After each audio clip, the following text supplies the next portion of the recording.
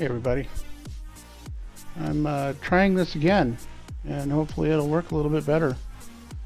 So the last one, apparently the graphics were like crap, so let me see what I've got going here. Just want to make sure everything's actually working before I start digging into it a little bit more. But yeah, pain in the butt sometimes. This is all weird, man. The challenge is that you think you understand the technology, you do the tests and everything like that, you do private, you do unlisted, and it's just insane how crazy the reality is versus all that test stuff.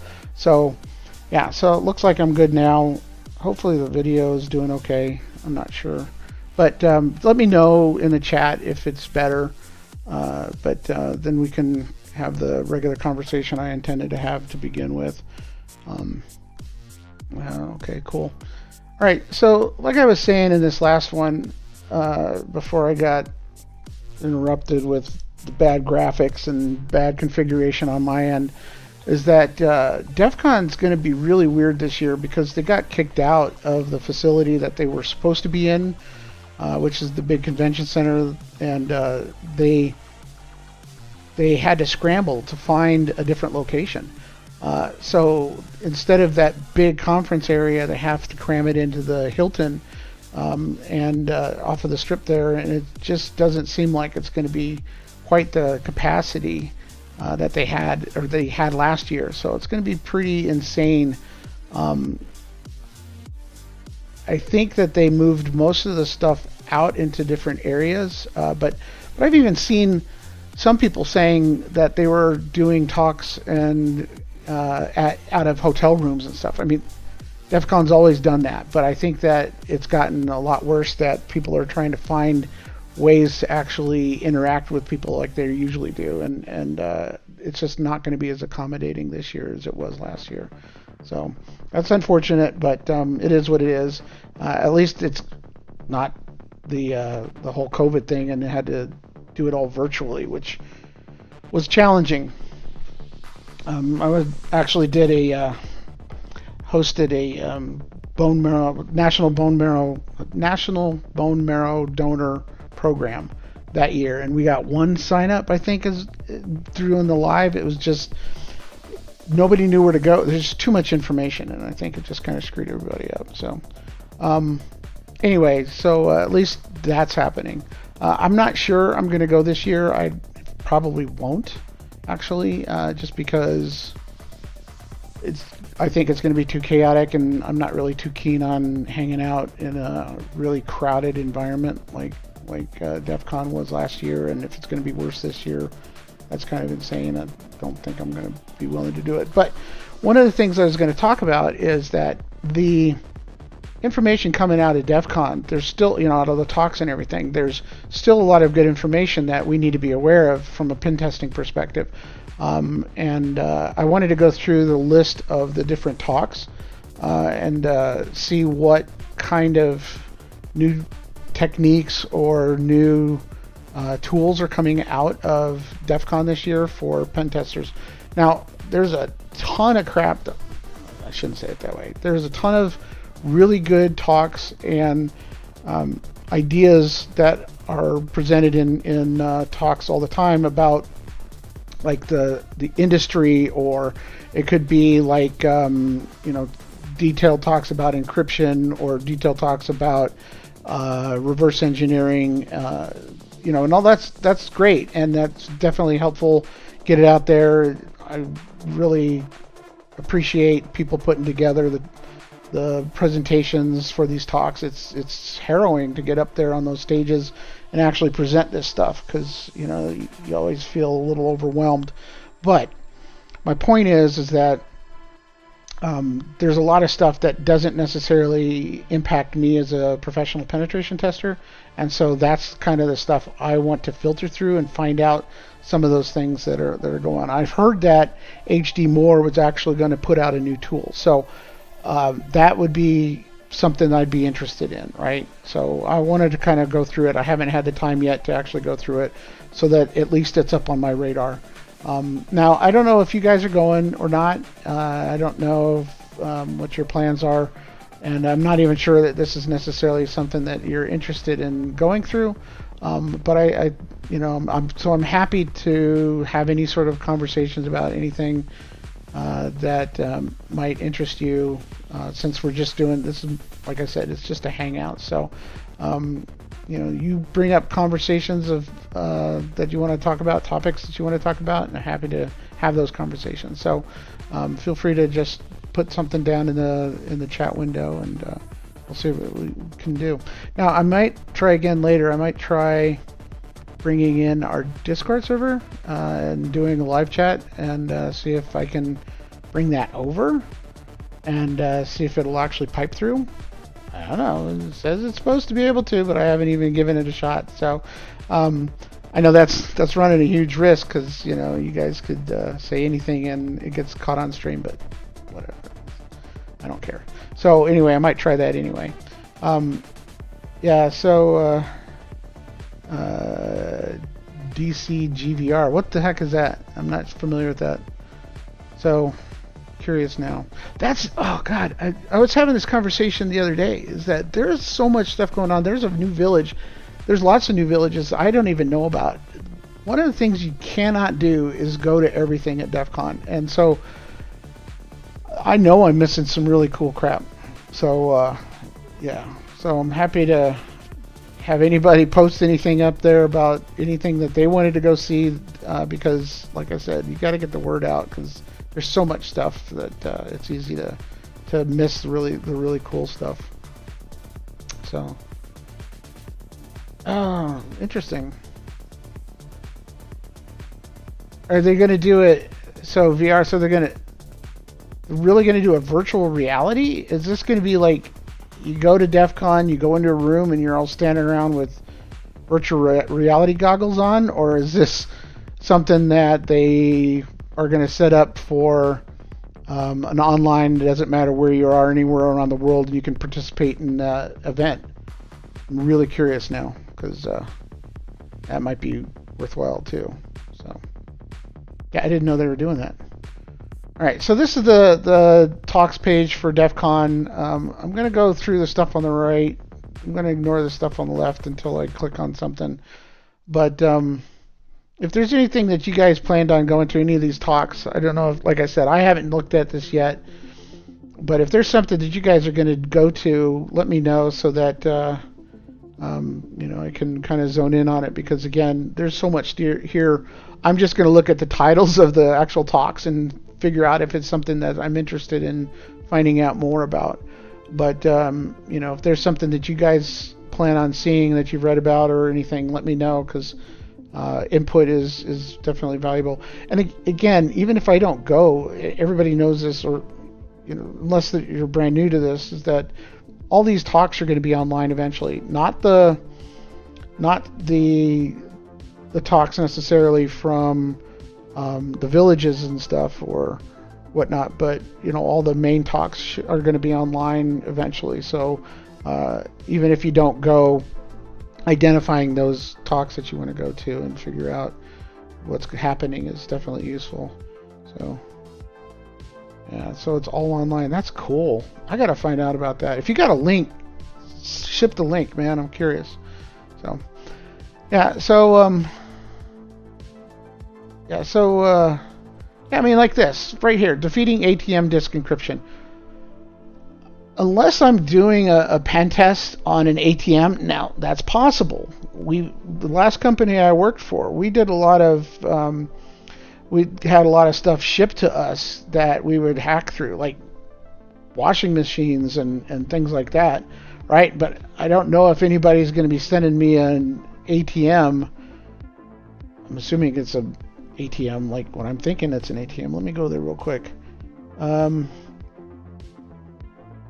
Yeah, so it sounds like for this one, it's got full disk encryption, and they're talking about breaking that up, exploiting that for a real ATM. So first of all, you got to steal the ATM. You got to take the whole box, not just the money, so that you can go steal the information. I wonder what they get on it. but they don't say what they're showing on here, or what they actually might be encrypted. Wonder if it, I mean, it's transactions and account information. That can get you so far, but I don't know if that's going to get you a whole lot other than, like I said, an account. Maybe if there's a name or something. That might be more interesting than I thought. Just out of curiosity, what is encrypted on that disk on the ATM? I don't know. Okay, I'll definitely check it out. If it's on the Discord, I'll definitely check it out. But yeah, from a pen testing perspective, unless I'm going to get an ATM machine, I can't imagine that it's going to be a talk that I'm necessarily going to be wanting to do again. Now, again, from a pen testing perspective, this isn't from a hacker's perspective. So, all right. So, securing CCTV cameras against blind spots. Doesn't sound like anything I'd be interested in. Going undercover to breach the Lockbit ransomware operation. So, man, ransomware is crazy. Did you guys see that? There was a Fortune 50 company. If anybody knows the name, let me know the name. Fortune 50 company. They just paid out $75 million for ransomware. $75 million. That's freaking crazy.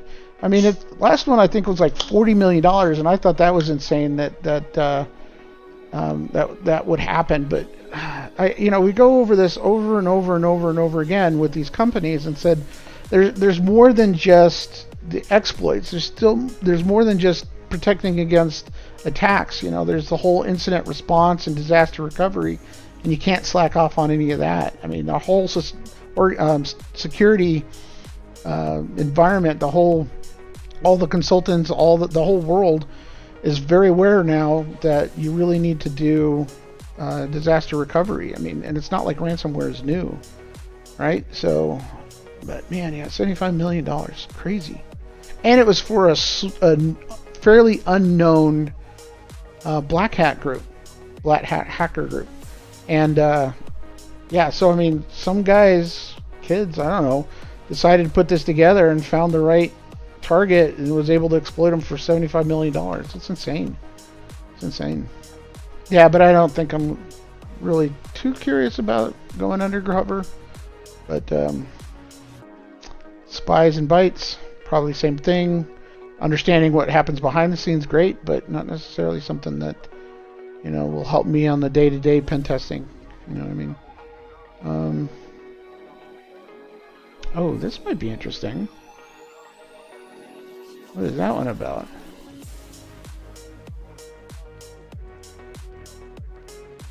Do you have to have a local access? Why would you have to have local access? Windows internals.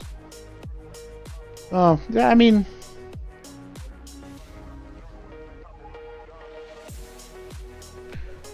kernel security mechanism. I mean, obviously we're talking about PC. So, I mean that would be interesting. I think that's a little bit too deep dive and too researchy for something I'd be interested in. So yeah. Let's see. How vulnerable is your stuff in electronic lockers? Okay, yeah, that would be just good to know for sure. I'll probably watch that one on Open Sesame. I mean, one of the things we always talk about with customers is how exposed are they, and then what are some of the typical exploits that organizations use. The other question is, how do we compare to other companies, right? That's the other one. But yeah, I mean, that might be beneficial to watch. Those symbols and reversing. Backdoor story, undercover operation. Again, cool mysteries. Not so. Ooh, this looks fun. MySQL honeypot that drops shells. It'd be fun. I mean, from a pen testing perspective, it doesn't really. No, you know what? There's got to be more to that, because obviously they're attacking the MySQL database. What's the vulnerability?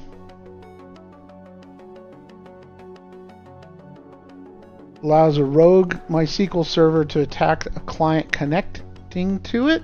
Okay, now that's kind of cool. I wasn't aware of that one. 2023.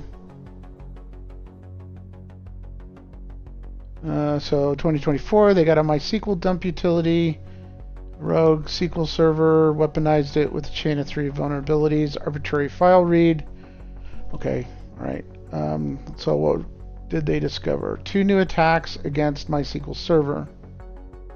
Okay, I mean, that might be interesting to watch, just to see what they were able to do. I don't know if they were able to turn that into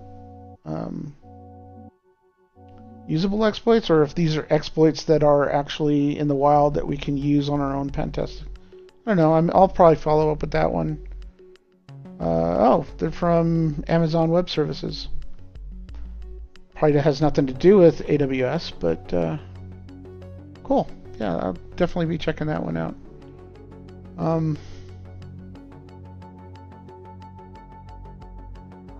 God, web timing attacks. Timing attacks, period, suck. They're really. I mean, there's a few that are fine that we've been doing for years, but there's a lot of stuff that's come out that it's like, oh, it's susceptible to a timing attack, and it's so built on research and development, but there's no real, it's too academic for practical use. So I don't know if this is another one of those situations.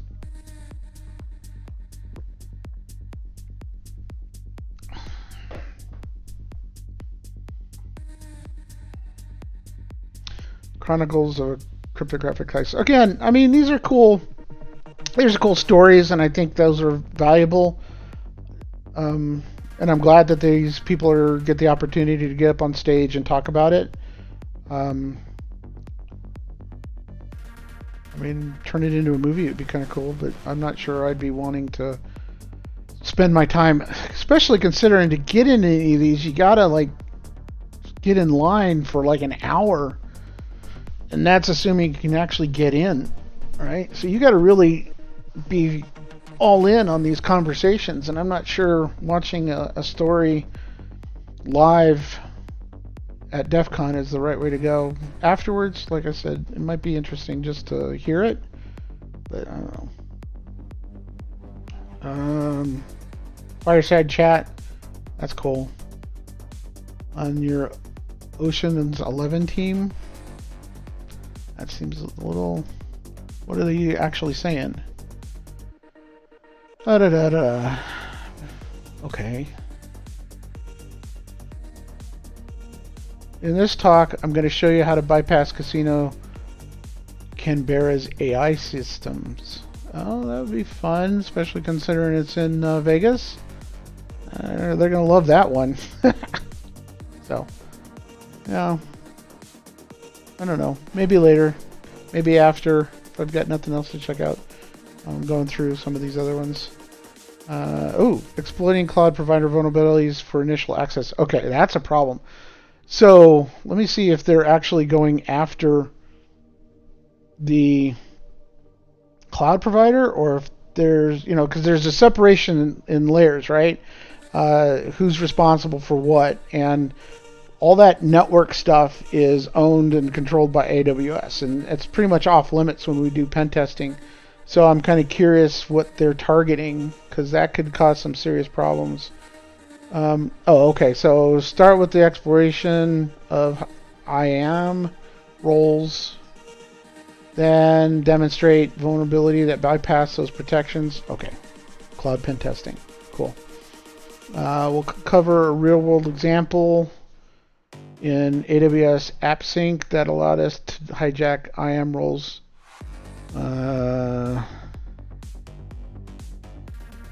So assume role with web identity.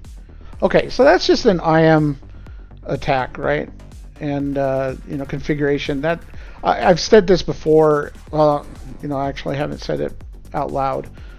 So in the book that I just wrote, it's going in production yesterday. It'll be out in January. So I basically said that you've got web application pen testing, right? So you're going after weak code, then you got network, and you're going after weak protocols or poorly configured protocols. And then with cloud, it's all just configuration, right? That's really almost everything you're doing. Anything outside of that configuration attack, you're basically just performing a network or an application attack, right? So, if you're getting into lambdas and you're trying to exploit the software that because that lambda has elevated privileges, then again, it's just once you get there using bad configuration on the cloud level, then you have to kick into an app pen testing mentality to exploit the app, and then from there you can go back into the cloud configuration vulnerability attack. So, but this just sounds like a typical cloud penetration test. So, cool. I'll definitely want to check it out though. So, just curious. That's the other thing too that's going on right now is people don't really know how to define what a cloud penetration testing is. Because one of the problems is that when I've been working with customers in the past where they say we need a cloud pen test, and then we start finding out what they're really after, and what they're really after is like NIST. They need PCI compliance. Let's go with that. So they need a PCI compliance on systems that are in the cloud. Well, PCI has nothing on how to perform it from a cloud perspective, and when you're doing things like segmentation tests in the cloud, it doesn't really work that way. It doesn't work like a traditional network, so that's a problem, right? So until these organizations like PCI or some other ones that are out there that start defining what a cloud penetration test is, it's just left up to conversation between the consultants and the customers, and the customers just don't understand what that means. But it's really difficult to explain to a customer, let me back that up. It's difficult to explain to an auditor. Like, there's no segmentation test because there's no separate networks, and there's no, but they're isolated through configurations, right? So we can test the configurations, but we can't do what you defined. You know what, though? I haven't read the PCI 4.0. That just came out, and I haven't read that yet. So I need to bone up on that to make sure that I'm not talking out my butt here. So, anyway. All right, so let's see. What else we got going here? So, cloud, that'd be cool. Cyber, what? If existing cyber vulnerabilities magically disappeared overnight, what would be next? Okay. Oh, here we go. Shamble. Unexpected exposures in the security shell. Alright, let's check that out. So, looks like it's coming out of the run zero. Alright, so what do we got here? Let's see. SSH is no longer just for POSIX operating systems. SSH services can be found in everything from network devices to source code forges to Windows-based file transfer tools. Okay, yeah. I mean, you're either going with TLS or you're going out to SSH, or you're homebrewing, which is dumb. The handful of libraries that drive a wide range of applications. This presentation digs deep into SSH. The lesser known implementations. Many of the surprising security issues found along the way and how to exploit them. Okay. I'm curious. I'm not buying it, but I'm curious. So, the release an open source tool dubbed Shamble that assists with research and security testing of SSH services. Alright, yeah. Hopefully let's see. He doesn't say how it's going to be released, though.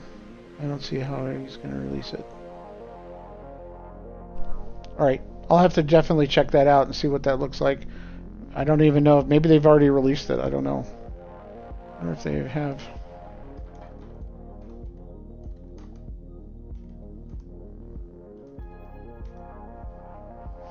No.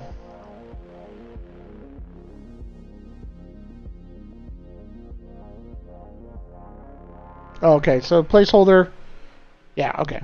All right, well, there's the GitHub for it. Cool. All right, we'll have to look for that.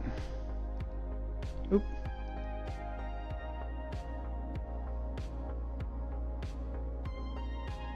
Defeating EDR, evading malware with memory forensics. So EDR is obviously going to be a hot topic this year with the whole CrowdStrike, and that was fun, right? Oh, any of you guys get screwed over that?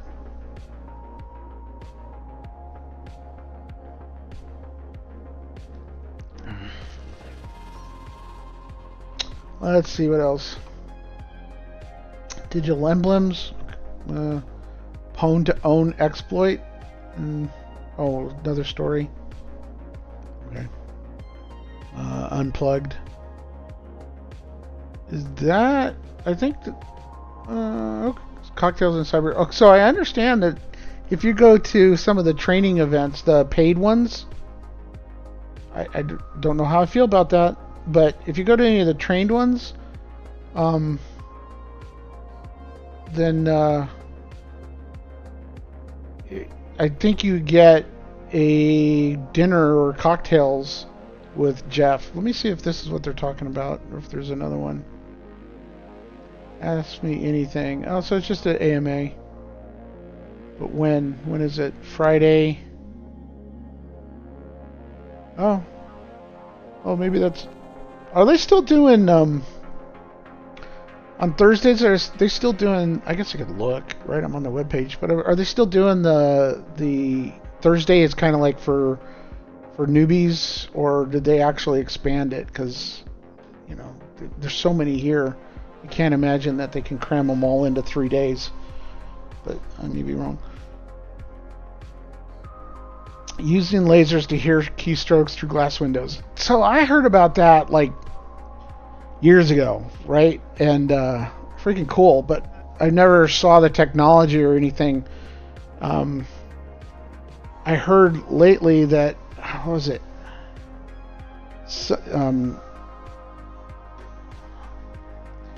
Something is able to identify your keystrokes. I mean, there is some audio tools out there that can detect what you're probably typing, but there was something else that just came up.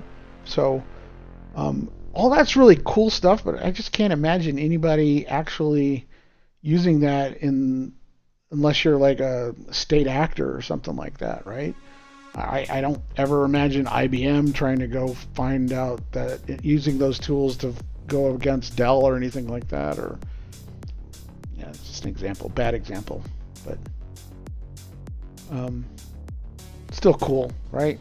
Oh, you guys, if you have a chance, there is what are they called? It's Red Team Alliance. You need to find out about the Red Team Alliance.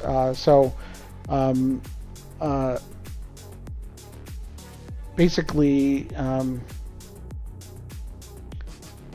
crap, what's his name? The lockpick guy, Deviant. Deviant set up his company up in with multiple locations, and one of them is in Las Vegas. And he has an open house, or he did last year. He had an open house there, and you go and you get to check everything out. Awesome. But really what really impressed me was he had a vending machine where I got my, hold on, I bought this. I bought this in a vending machine. I mean, that's cool. Now, it wasn't just quarters. It was a more engaged process, but I don't know. There's just something cool about putting in money and getting a Flipper Zero or any of the other cool hacker tools that we use on a regular basis for physical pen testing. But yeah, that's definitely a place you should go check out, and very, very informative. little tour that we had, and so you should check it out. Very cool. Let's see. Yeah, see, that's the thing, is that, you know, people have these little things, little nuggets, and those are my nuggets. Happy to share with you. But if you have anything that to share like that, the VR thing, that share them by all means. I'm curious to hear what they are. Let's see. Exploring your GPU on smartphone. Android phone. So I did a talk on, man, it was many years ago, using the iPod Touch and basically using it as an attack platform, one that you can actually drop in an environment, and we were able to compromise and replace the operating system with, you know, with tools that would basically allow us to do that, and it's all tightened up again, right? But Android was definitely a better alternative. I should have done a talk on that, but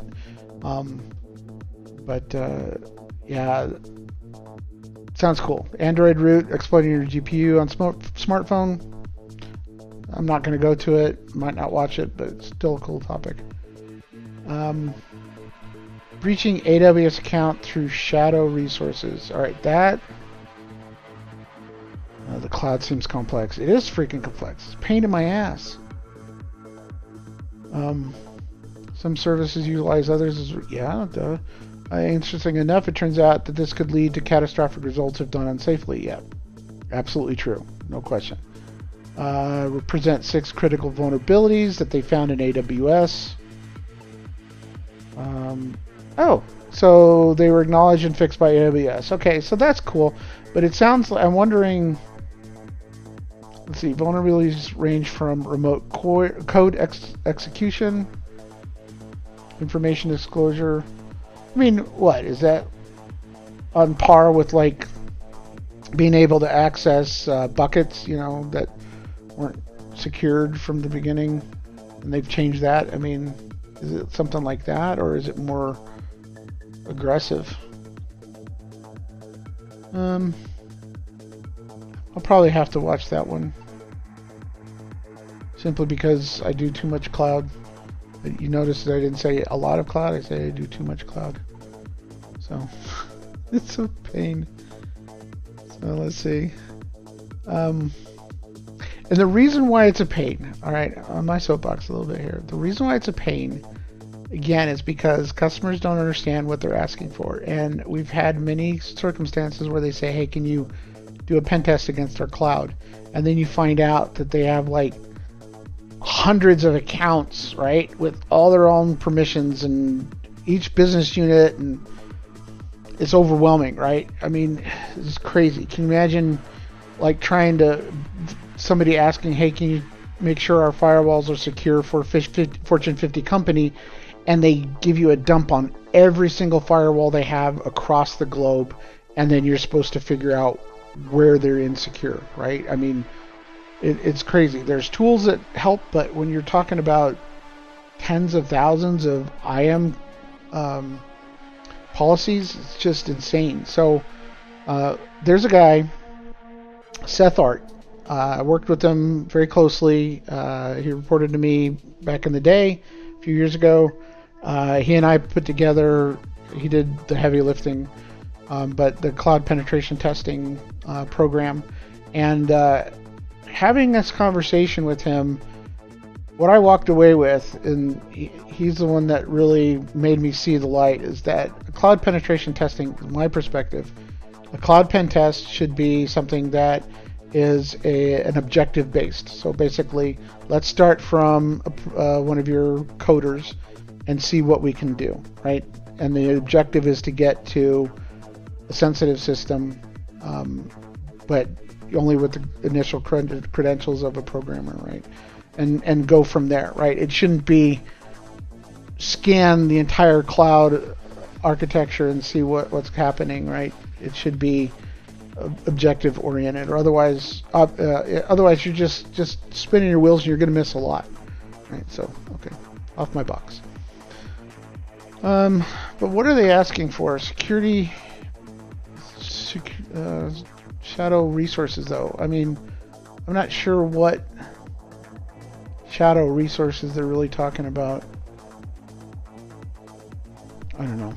Right. Well, I'll figure it out. Maybe it'll be enlightening. Maybe it won't.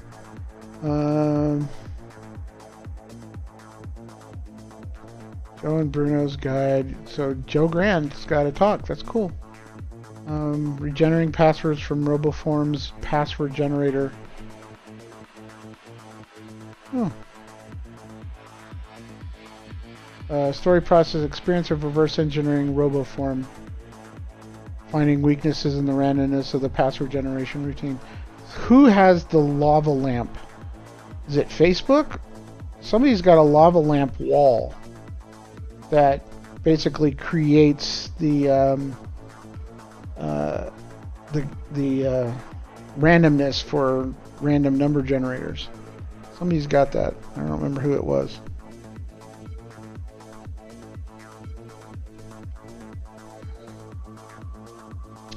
Abusing Windows Hello without a severed hand. Okay. Clickbaity. Android app usage, cell tower location. Yeah, so that's always been a thing. What is it? Scorpion? I mean, that tool's been around forever. I wonder if there's anything different. Inside the Llama 3 red team process. So I will say that if you're on a red team, I have sympathy for you. Because that is a tough job. I've dealt with them. I've been part of them. It's just, there's so much that it can be quite overwhelming. You guys got to be on top of everything. Right?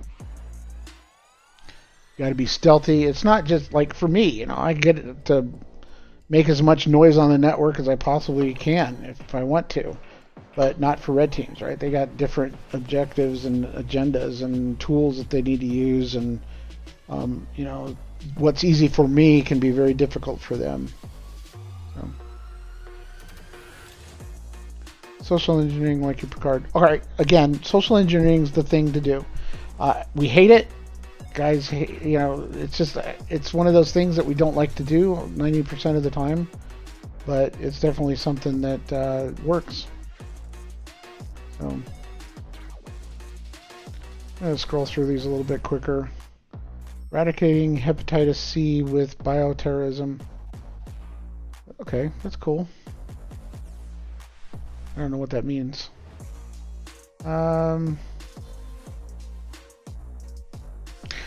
So, mobile network traffic analysis, I'm curious what that's going to be like, because if it's actually what I'm thinking they're saying is that we can actually listen to some of that traffic, or at least get some useful data out of it, that's something that is going to serve well for wireless pen testers.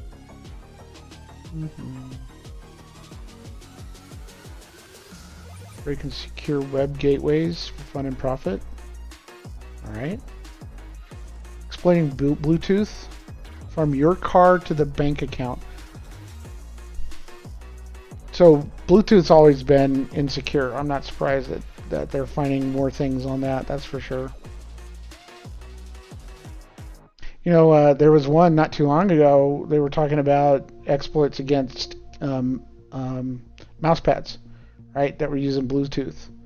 I'm not sure how far they got along, or they got using that technique, but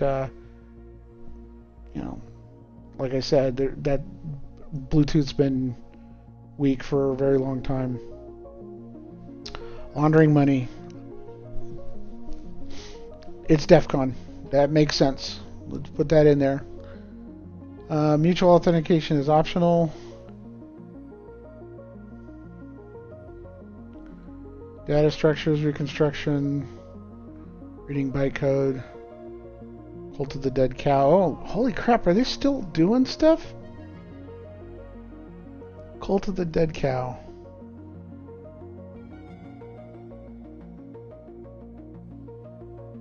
Huh. I didn't know they were still doing stuff that... Yeah, okay. Are they just talking about... Oh, history. Oh, okay. Jeez, I'd be going there. I thought they were back. I guess not. It's just going to talk about the history. That was a different time.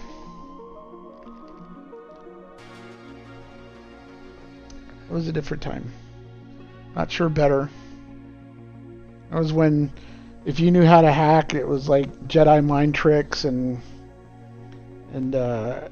basically people would pay anything to just even do a scan against their systems. It was crazy times. And then, of course, totally ignored what you had to say, so we'd get frustrated as crap. But yeah. USPS smishing and fighting back. Yeah, I see your comment, Carrie, about social engineering. It is really the easiest way to get into an organization. I don't remember the casino, but it was part of the Caesars, and they ended up getting exploited. MGM, it was the MGM. That was all done through social engineering, right? And that was right before Defcon, and it made huge noise. And then I guarantee you a lot of these, the ransomware stuff is created through social engineering. I guarantee it. So, at least from the initial start. I don't know what we're doing here. Smishing scammers, striking, threat to enhance. Yeah, it sucks. One of the things I've always mentioned is that, my parents shouldn't know how to do security. My mom, she doesn't understand what security is when it comes to internet. You could pop up a window that says, hey, I'm a hacker. I want to exploit your system. If that's okay, just click the OK button, and she'll spam that OK button in order to get to her email, right? I mean, it's just, they're in their 80s and they don't understand. And when we create all of this stuff, we need to have that in mind. We shouldn't expect the end user to have any understanding of how to protect themselves from this stuff. So it's a tough world right now. People don't even know how to log on to their email accounts, right? To verify. It's crippling them as far as functioning within society. I don't know. I don't know what the answer is, and I don't know where I'm going with that point, but not cool. Let's see. Quick shell. Sharing is carrying RCE attack. The attack chain on quick share. Okay. Sudos and sudon'ts. That's a clever title. Sudo for Windows. What the hell is that supposed to mean? I mean, elevating the administrator? No. I'm not going to click on it. Disenshittify or die. How hackers can seize the means of computation and building a new good internet against our asshole boss's insatiable horniness for shittification. That is a title. It's going to go down in history. I might just post that. That's great.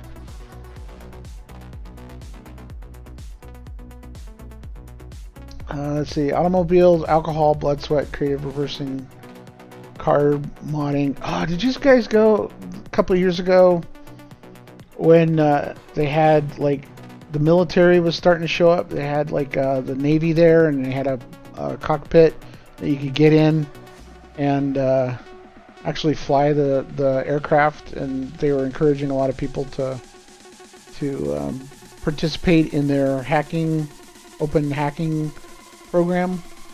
I didn't see it last year, but people are starting to realize it's a real thing. Hardware hacking is a real thing. So, where's my chat? Oh, my DC. FBI secret encrypted phone company and man, back I remember there was so much hate for the feds, right? It was kind of a game in a way, but there was still a lot of animosity at the feds back in the earlier Defcons. You know, I started going in DC-14. Now, I mean, they're not hiding it. Nobody's doing what was that game called? Find the Fed or something like that. You had to bring up a Fed and prove to them as to why they were Fed. And I mean, that now everybody, you can identify them a mile away. So, but yeah, NTLM, the last ride. That is still a nightmare for companies, and NTLM is still out there. Still out there. SQL injection isn't dead. I don't know if anybody ever said... Yeah, spot the Fed. Thank you. Yeah. Spot the Fed. Fun games.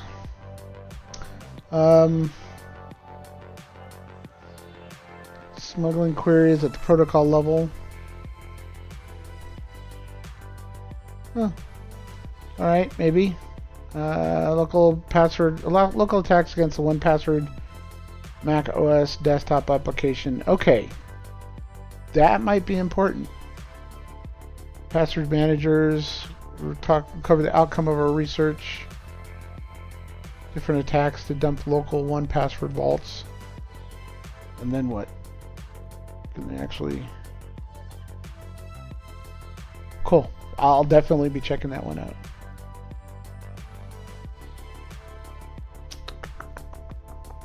Where'd I go? Hacking millions of modems. Is that still a thing? I mean, I'm sure it's still a thing. But is it even something we want to do anymore?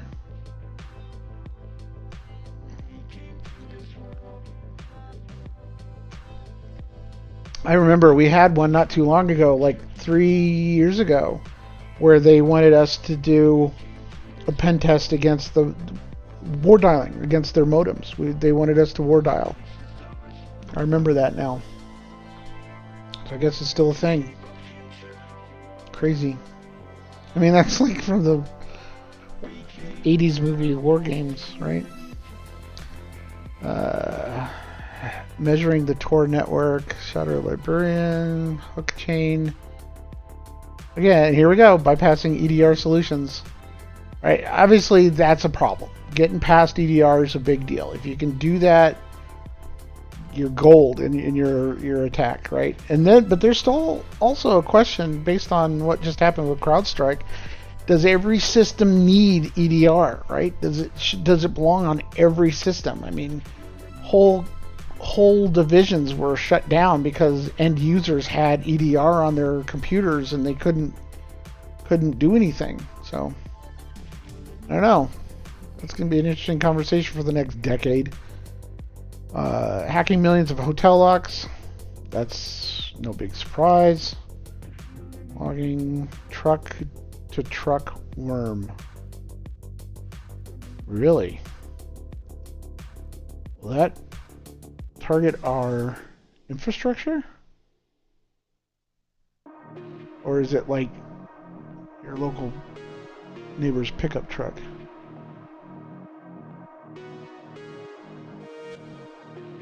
Heavy vehicles. Wow, that's going to be a big one. Yep. They're going to write articles about that one.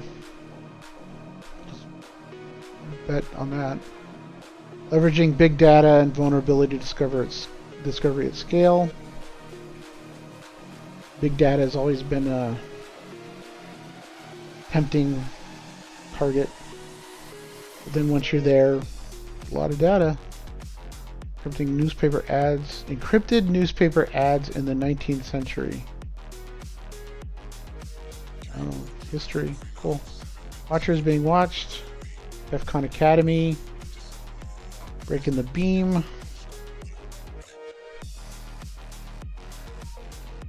Techniques for creating injection attacks. Advanced return-oriented programming. Okay. Alright. Windows down date, unlocking the gates. There's a lot of so something I always pay attention to is what's the format of these? Like you have a couple words and a semi or a colon, right? That seems to be a trend. Must be a trend on getting your attention. Dragon slaying guide, colon. Bug hunting in VMware device virtualization. Okay, so that's a good one. I don't think so. That's a conversation too. At some point, we'll probably want to talk about. There's a lot of companies. If you're doing any pen testing and you're talking to the customers, they're gonna always bring up they have a bug bounty program, and that finds most or all of their vulnerabilities, and that's just a straight up lie they're telling themselves, right? So I've had too many conversations where companies think that they don't need a pen test simply because they have a bug bounty program. If I know from I have a lot of friends that do that, and they all have their specialized area, and they need to go through these attacks as quickly as possible in order to get enough money to pay their bills. And so it's very defined attack vectors against a target, and if it doesn't work, they move on to another target using the exact same attack vector. They don't do what we do in a pen test, which is identify all the potentially exploitable vulnerabilities, try to figure out the best path to that, work through it, even if it's a difficult one, to get to the point where we need to go. We're not just focused on a single exploit, and if it doesn't work, we move on. But I've seen a lot of disillusionment in companies that think the bug bounty is going to be the way to go. It's not. And if you do bug bounty hunting, drive on, man. It's good cash flow for a lot of people, for sure. It is so dumb too, some of the vulnerabilities that's out there. Turning NTFS and emulated read-only file systems in an infection and persistence vector. It'd be interesting. I don't know what that means. I know what it means, what they're saying, but I don't know how they would do that.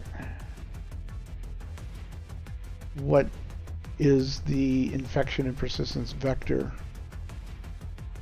Is it a pivot? Is that what they're talking about? Alternate methods for delivering and executing malware.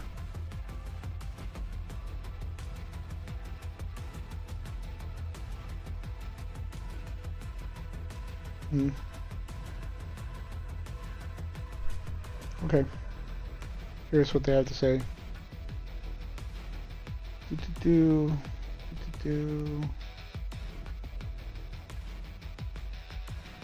So your AI assistant. So I'm going to do another talk in a couple weeks, or another live stream on AI. I would definitely encourage you guys to come check that out, simply because one of the things that I discussed in my book is how AI can actually help, to the point where in some cases you don't need any knowledge from a pen testing perspective, and I want to actually dig into that deeper. So AI is going to be an ongoing conversation, and the other problem is we've heard AI is being injected in all these products, right, and in making it better. I think some of that's overhyped, but I think we need to better understand what AI is capable of doing, especially from a pen testing perspective. My idea on this topic is that we'll be able to leverage AI and automate it. There's tools out there to automate the actions that will allow an average pen tester to do, not an average, like your typical pen tester, be able to do pen testing against an organization as if you had like a peer programming in extreme programming, there's something called peer programming, where you got somebody sitting right next to you, identifying things that you might have missed, and be able to advance you further along the way, and less errors, bugs, and stuff like that. If we could have it set up so that AI could actually sit there and help us identify those attack vectors that we might be missing, because there's so much information out there. It's easy to not know of an attack vector or not be familiar with it, because like when Defcon comes around, a lot of those exploits start popping out. They release a lot of research topics, and it just can't keep up. So looks like I'm at the end. So yeah, if you could join me for that, that would be great. Bringing down North Korea. Gonna watch that. Abusing legacy railroad signaling systems. Now we're talking infrastructure again. Closing ceremonies. Okay. Yeah, it looks like there's a few things in there that I'm interested in to check out, but overall, there's only going to be a few that have any sort of relevance to professional penetration testing. Yeah. So I think that's helpful. So is there anything you guys want to chat about before we kind of wrap this up? I'm not eager to wrap it up. I'm just saying that if you guys don't have anything you really want to talk about, then that's fine. I'll save it for another time, but happy to chat. So let's see. Yeah, have you guys gotten the Flipper Zero? I know it's been out for a couple of years already, and the reality is that I haven't played with it at all. I think it's under effective. I don't think it meets the threshold of being useful in a professional penetration test. And yeah, so I think that I think it's a cool tool, but I don't think it's something that it helps for awareness. Let's see.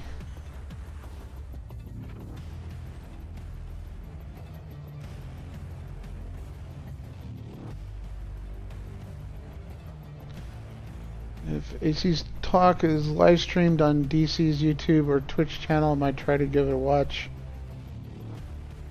I didn't know that was going to happen. That would be cool.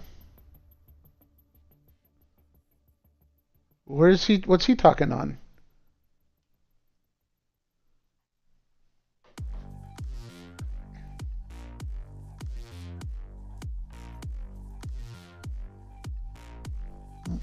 Where am I typing?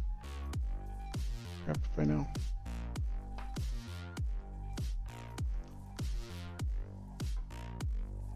So, Kerry, let me know what you're talking about, because I didn't know there was something that he was doing. I mean, obviously he does have live streams, right? But I didn't know if they were doing anything for Defcon. Well, let me know. Yeah, so Defcon training. Check this out, guys. This is crazy. So look at these prices. So 1,700. Oh, I'm gonna cough here. Yeah, sorry about that. $1,700, $1,800, $2,000, $1,500 for 2 to 4 day classes. That's crazy. That's. I don't know what that is. I mean, obviously they've had these classes forever over at Black Hat, and I don't know if I'm comfortable. Not that it matters if I have any concerns about whether or not there should be paid training events. I mean, they're not going to listen to me, but it just seems odd that they're actually having paid training through Defcon. Just insane. I mean, I've done multiple free trainings, and they filled up so fast. My gosh, it was insane how quickly it filled up. Oh, that's cool. We're going to talk about exposing speed cheating. That would be cool. Is that at Defcon, or is that in one of the villages? But anyway, so forever it's always been free training, free at Defcon, and now they have these training seats, training programs where it's like $1,000+ feels weird to see that. Absolutely feels weird. I'm not sure how comfortable I am with that concept. Things change, sure, but man, that just doesn't feel right. Doesn't feel right. But yeah, I don't know. Speedrun cheating. Okay. Oh, God. So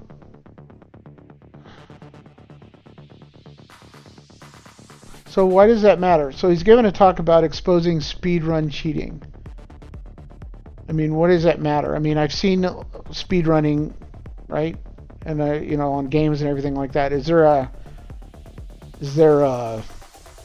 board of successes? So it's at a village. Is there a board that tracks the best times, and that's what the concern is? Or is there any sort of actual monetary value in cheating for speedruns? I'm curious, because I understand that it can be frustrating, but I can't wrap my head around why it would rise to a whole talk. I mean, because oftentimes, I mean, it's just you, right? It's the individual that's playing the game, does the speed run, and I've seen some glitches that they exploit in order to be able to do that. There is a board. Okay, so it's a lying thing. Okay, I understand now. Yeah. Yep. Cool. Yeah, they're not. I don't think they're broadcasting villages. That would be cool. So I don't know if they are, right? And the reason why I say that is because when I was there last year, they had at one of the villages, I think it was at the, I don't even remember. It was in the contest and event area. They had some talks up there, and they were being recorded. And I don't know what they were doing with the recording. So, yeah, I don't know. Yeah, I don't know. So, okay. Yeah, I'll ask him about that and find out if he's streaming that. That would be good. He's probably talked about it on his own stream. So, no. Yeah, but I don't know about the cost of these training events, and the fact that there's a cost associated with them. I mean, I understand people need to get paid for their knowledge in some form or fashion, but it doesn't necessarily mean that it has to be through Defcon. They could always expand Black Hat. Do you have to have a badge to go to Black Hat in order to attend the Black Hat? No, you get a badge if you go to one of the training. I think that's correct. So maybe there's just some difficulty trying to introduce that, expand that. I don't know. I don't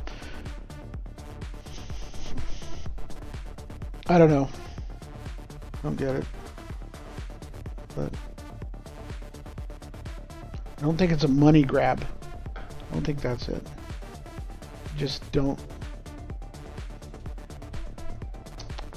SOC 1 Analyst Bootcamp, hacking cryptography, incident response in the Microsoft Cloud.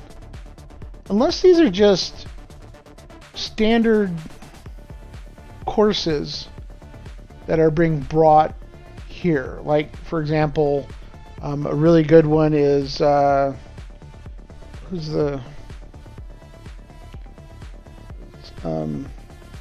Spectre Ops. They have a really good training program.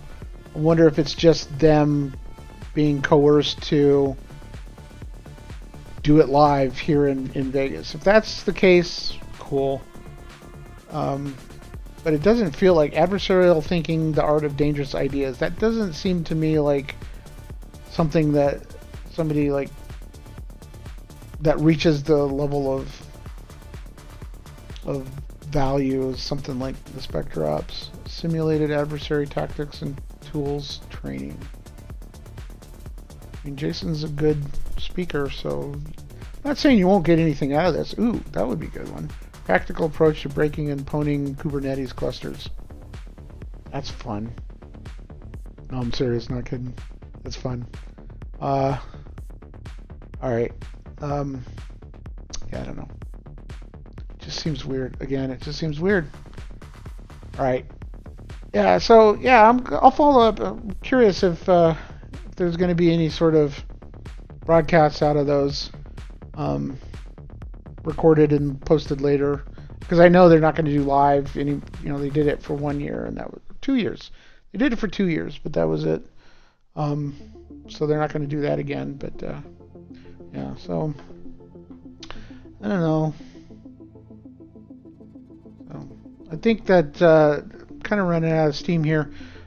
Happy to talk about anything else, though. If you have anything that you don't want to talk about now, but thinking about it later, and say, hey, this would be kind of cool to talk about, hit me up on the Discord. I'm definitely going to be there.